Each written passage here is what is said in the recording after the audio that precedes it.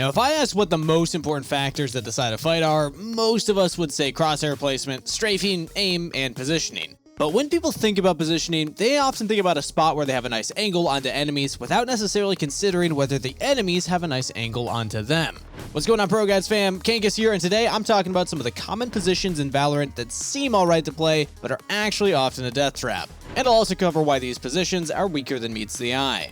But before we get into our top 10 list, let's first talk about some of the things that actually determine whether a position is bad or not. A bad position is a spot where you either have little cover, few escape routes, or are just vulnerable to multiple angles at once. There's a criteria that I personally use to identify if a position can be considered objectively bad or not. How easy is it to reposition? Ironically enough, one of the major factors that determines if a position is good or not is if it's easy to escape from it. The ability to get away is invaluable in any FPS. One of the primary reasons why Jett is extremely strong is because of her dash ability. I think we all generally agree that this ability is very versatile as it allows you to escape from almost any situation. Now, if we apply this to positions, if you can't easily fall back or escape, I think it can usually be considered a one and done spot. One and done spots in theory aren't a bad idea, but in practice, a 4v4 favors the attackers as the defenders are spread thin. And the frequency of it getting cleared by abilities is another major reason a position can be thought of as bad. There's nothing more infuriating than not getting the chance to even play the round. Getting cleared by breach utility, razor grenades, and other abilities is just too tilting, and playing in commonly cleared spaces only increases the chances of you getting the enemy's toolbox thrown at you. Finally, the cover a spot provides is also very important. If only your head is visible, it makes it really hard to kill you, but if a spot is wallbangable, then you're only asking to get spammed and die quickly. So without keeping you waiting any longer, let's get into our first position. Black box in middle on split is the first spot on our list. Unless you're a Jett, I would avoid this position at all costs. If I hear a rush mid and see a teammate playing there, I simply abandon them. I value my life way more than risking it to bail them out. The main reason it's a questionable position is you're practically screwed after taking a single fight. To cross to mail, you have to run out into the open, often resulting in you getting gunned down, and getting back into vent is usually the same story. A sage wall can help you escape, but more often than not, it's just immediately broken or you're traded by the time it comes up. This position meets two of the three qualities for a bad position, with the opportunity to reposition being virtually impossible, as well as it more often than not being cleared by some form of offensive utility, like a Molotov or a grenade. It's really not that hard to clear while entering mid, so unless you're ready to rely on them making a mistake and you're hitting some crazy shots, this position will not fare well for you. Directly opposite the mid box is our second position, MAILROOM. Unlike the box, you can more often than not fall back before it's too late. This position is very viable with a Judge or Bucky, but that's about it in my experience. It's heavily cleared by both abilities and players as well. If you play here, you're putting yourself in a very weak position to trade off for an off angle. In some sense, the fact that it's a weak position is sometimes enough of a mind game versus better players because they might just assume that nobody will ever play this. However, in lower to mid elos, this position will rely solely on the enemy making a mistake and pretty much nothing else. Additionally, you run into a bad situation where you can't really get information in this spot. Unless the enemies are running it down mid and into MAILROOM, you cannot jiggle this area to find information without putting yourself at considerable risk of being cleared or held. As such, you're now pigeonholing yourself into a corner that's more or less one and done, and maybe even hard cleared. Now, the amount of people that I've seen play here is just baffling to me. Outside of just trying to get detained by a Killjoy ultimate, it is straight up foolish. The main reason this position is weak is because of the lack of real cover that you have. You can easily be wallbanged here, mollied into the open, or just singled out by utility. Additionally, you don't have second chances in this spot. You're better off trying to play for your life from behind the box than trying to attempt to escape, which really says a lot about how risky it is to play it. To cross from here to the right side of the heaven would be a miracle and something that you should definitely not bank on.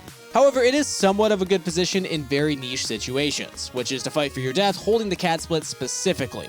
It offers a nice view of the cat door entrance while still providing enough cover until you reveal yourself, so in some situations, you can catch out two people before being traded. So I just want to say that part of becoming a great player is having the understanding of what positions are good and bad at different times. Additionally, understanding positions is something that is most easily learned from players that are more experienced. So if you ever want the fast track on improvement, our rating and immortal level coaches are more than happy to lend a helping hand in learning the ins and outs of Valorant. Additionally, we got courses made by pros that will give you insights to improve instantly as a player, so if any of that interests you, come check out our website, ProGuides.com. Now, logs is just a position that does not afford you the opportunity to second guess playing it. When the enemies are pushing, you better hope that your feet are in cement, because if not, you're dying faster than you can say subscribe to ProGuides' YouTube channel, which is something you should totally do, unlike playing logs. Logs is usually cleared by a barrage of utility, forcing you into the open or to just die standing still. The spot's now more commonly used for killjoy turrets in some of her setups rather than having somebody actually play it. The only time I would recommend playing here is when pushing through a market smoke and sneakily dropping into here. This is usually good for a kill or two if you don't get caught trying to get into it. So before we get into the rest of our bad positions, we got our question of the day. What's your all-time favorite position in Valorant? I love the op, so mine might be holding mid-long from defense near market on Ascent, but that's just me, so let me know yours in the comments down below.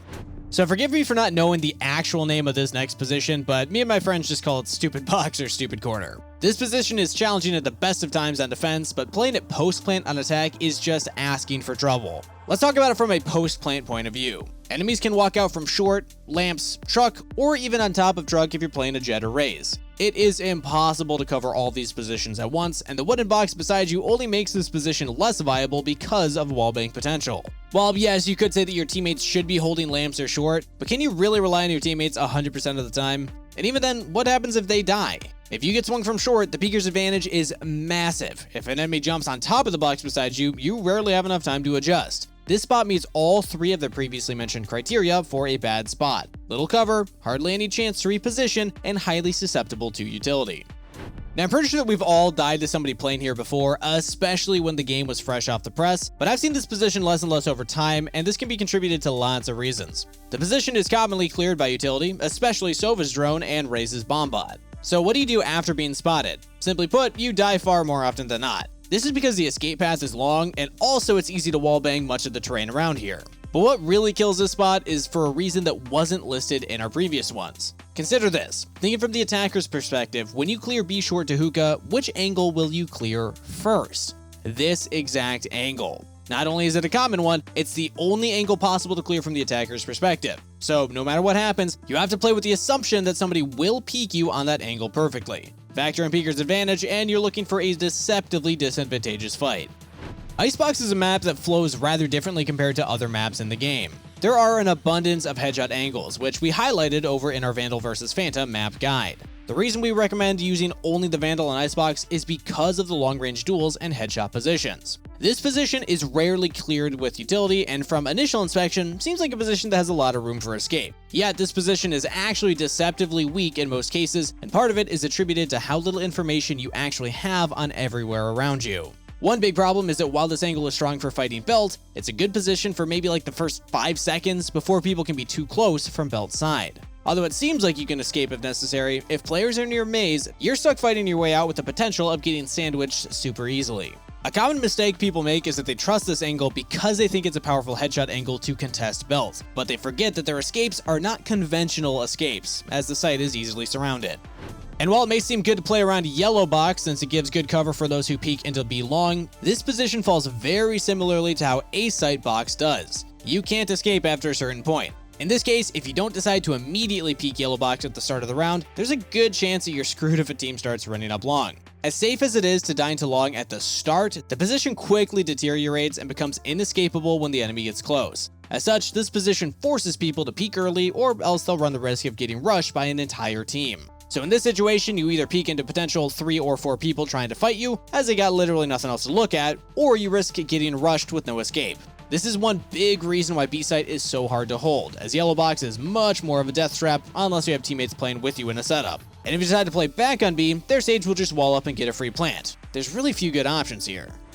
So the only way that this next position works is if your opposition are too unaware to clear it at all. You're much better playing off corridor so that you can easily help your teammates on C. The flimsy wooden box is primed for wallbang, meaning that while it does protect you from visual cover, it also allows the enemy to cover you in bullet holes. In a default, garage is one of the key contested parts of the map, with substantial utility being invested to either hold onto it or to take it. This is another reason why this position can be considered bad. It's usually cleared by utility or by people, and very rarely do I see people get more than one without being traded, meaning that it isn't exactly an ideal end result. Similarly to most other positions mentioned in this video, there's very little room to reposition or second guess your spot whenever you're being pushed, making it not exactly great.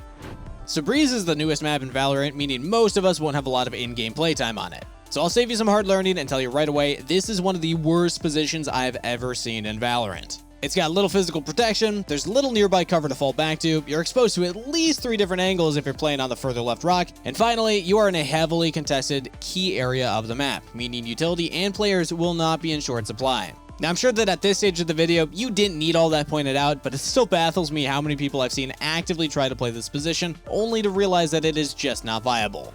By focusing on improving your positioning, you can maximize your chances of multi-kills. This will increase your impact on the game, helping you carry yourself to a higher rank and also improving your star player potential. So hopefully you can use this video to identify some commonly played bad positions and make sure that you are not playing them. That's it that we have for this video, so if you enjoyed, please remember to leave a like, comment, and subscribe, and also pick out some objectively good positions on your own and let us know those in the comments below. Best of luck on the grind, everybody, and I'll see you in the next one.